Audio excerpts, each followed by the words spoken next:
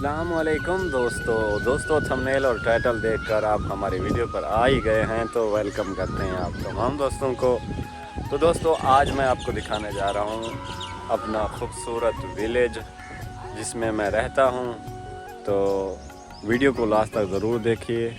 तो चलते हैं अपने विलेज की जानिब, क्योंकि आज बहुत ही मौसम खुशगवार, ठंडी ठंडी हवा चल रही है। गाँव का मौसम बहुत ही अच्छा है तो आपको दिखाता है। वीडियो को लाइक कर दें और चैनल को सब्सक्राइब।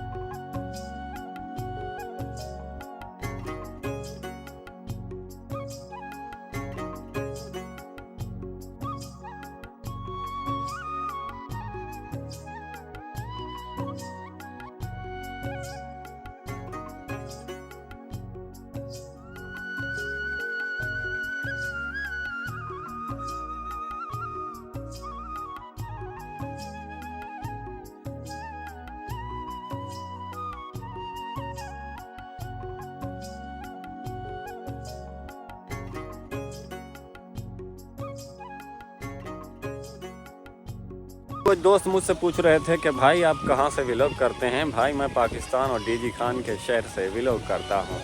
तो दोस्तों कैसा लगा मेरा गांव, तो अगली वीडियो तक दीजिए इजाज़त। अल्लाह नेगेबान।